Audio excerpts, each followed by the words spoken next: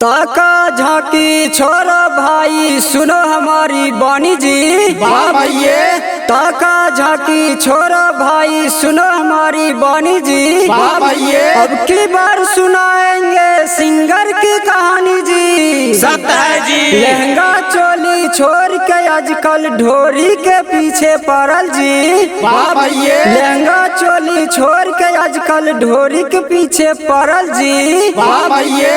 ढोरी में कभी पंटकिया अटकल कभी पानी आरल जी। सत्य है जी। जनता ने मनीष रिपोर्टर के स्वागत में पहनावे फूल के हार जी। सत्य है जी। मनीष रिपोर्टर के स्वागत में पहनावे फूलों के हार जी। सत्य है जी। मनीषा राज ने मनीष कश्यप के ढोरी चटवावे ले तैयार जी। सत्य है जी। नैकी भौजी के ई गोरे गोरे गाल, नैकी भौजी के ई गोरे गोरे गाल, हमको बजोगिरा भैया तो बजइयो ताल बोलो हई रे हई रे हई सारा जोगी जी सारा जोगी जी सारा।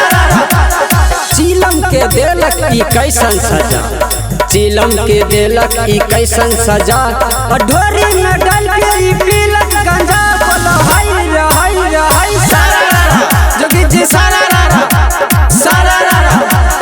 पवन भाई के ई कैसन विचार, पवन भाई के ई कैसन विचार, ढोरी में डाल के ई पीलक बियर बोलो हई रे हई रे हई सारा जोगिरा सारा।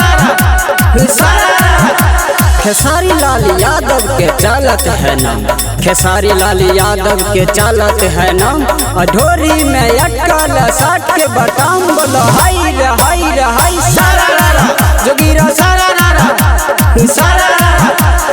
राज शिल्पी के ई कैसन के है, राज शिल्पी के ई कैसन के हर, ढोरी में समाइल लुधियाना शहर बोलो हई रे हई सारा जोगिरा सारा। कहो दिनेश छोड़ी जइहन भुलाए, कहो दिनेश छोड़ी जइहन भुलाए, राम कुमार ढोरी दतो बम से उड़ाई बोलो हई रे हई सारा जोगी जी सारा जोगिरा सारा।